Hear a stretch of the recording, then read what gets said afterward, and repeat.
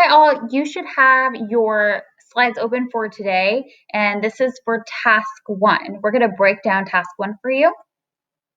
Okay, so what we've learned this far is the organisms within an ecosystem. Ecosystem is a life system, how different organisms within an environment work and have relationships with each other. Okay, so we learned about producers such as plants, consumers such as this gorgeous pig here. It looks like it's an herbivore. And finally, decomposers. Okay, so decomposers such as fungus and bacteria. The amount of organisms in an ecosystem can be quantified, and this is called biomass. Let me move my face for a second. We can determine the amount of living organisms and their total mass within each ecosystem. So why is this important? Lily is saying that she doesn't care. She's saying, who cares? Well, Lily, I'll tell you why this is important. Let's zoom in and talk about New York City as an example. New York City has its own ecosystem. In the small borough of New York City, of Manhattan within New York City, in this small island, resides 1.6 million people. Now, this is just people. This is not the mass of each person. For example, like the mass of myself, let's say like I'm 110 pounds, and the mass of my dad, if he lived in the city, say it's like 180 pounds. So, compared to 290 pounds, like that's a lot, that's very different compared to 290. So that's why the mass is so important. And within these people living in this ecosystem, so within these people living in this ecosystem, they have to have a place to live. I mean, if there's a 1.6 million people, we need to make sure that we have enough buildings, enough food to nourish these people. And not only that, we need to make sure that the air quality is good as well, especially with all the transportation, with the taxis and the Ubers and the trains and whatnot. We need to make sure that the air that we're breathing is good quality air, because as you've learned, all of these vehicles emit CO2, which is not something that we need. We need oxygen. And for that oxygen, we need what? What gives us oxygen? Plants, right? Okay, so in short, overall, it's important to know so we can sustain our ecosystem. If we did not have enough plants in the borough of Manhattan or surrounding areas, there would be a lot of smog in the air, which is like this really thick fog. And there are actually some cities in the world that are like that because they don't have the resources that they have. They don't have parks like we do. So let's take a look at biomass. So let's look at a small example of how we can break down biomass. All right, I'm going to move my face again because I want you to see these gorgeous faces. So let's take the biomass of a dog paradise ecosystem. This is in your notes. So you need to write down, you already have the names of the producers and consumers. Now, to determine the biomass, we also need to determine the number of producers and consumers in the area. Okay, so Montana, Mr. Fagan's dog, there's only one unique Montana, so there's one. So you write that down. For Lily, she is also one of a kind, so that is one.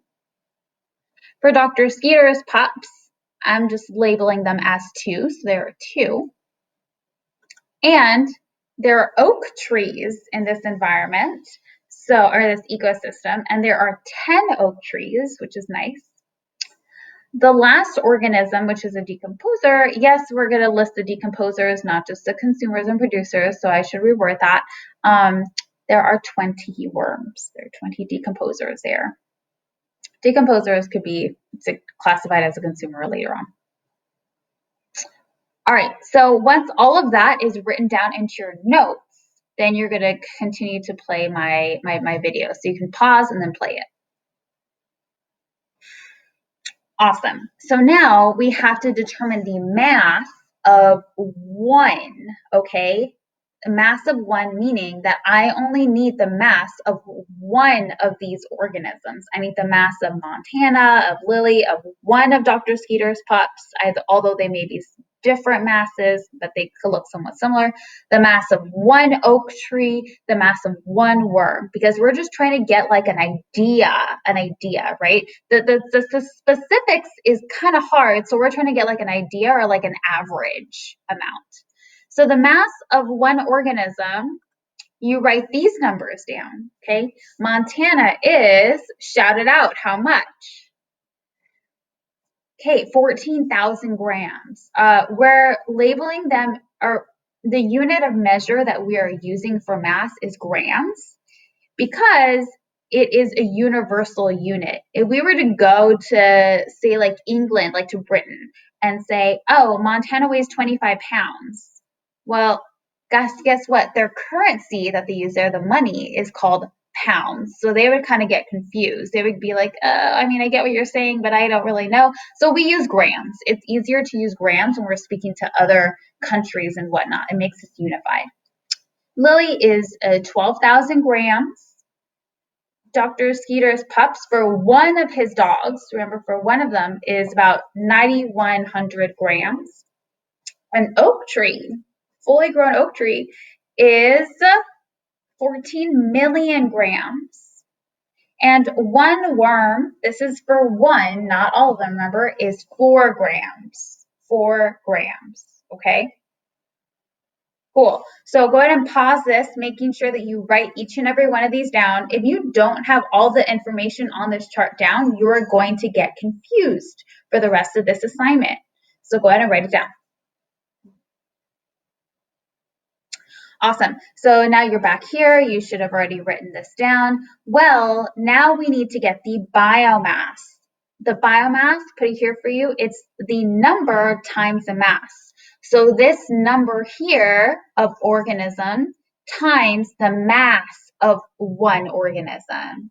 So Montana, we're going to multiply 1 times 14,000, and that gives us 14,000, easy. So you're going to do that for all of these organisms. And then after that, you're going to get the total biomass. I actually did this for you, and I'm just going to show it for you. If you have issues, like you can practice your multiplication with the calculators. 10 times 14 million. Okay, it's easy. This is easy. 4 times 20, y'all got this. All right. So I don't need to teach you the math of it. You just need to get the idea. But it's nice for you to use that and to understand. So overall, that there is a biomass of each organism within that ecosystem. Okay, within each organism. Now, pause this. You can write that down. Okay, you should have already written this down. I'm going to go to our question that you need to answer for this task. So the question that you need to answer for this task is, woo, what happened? Okay, sorry. Is which organism had the greatest amount of biomass? And why do you think this was the case? Which organism had the greatest amount of biomass from here? And why do you think that was the case? Go ahead and answer that question. And that is it. Good job, guys.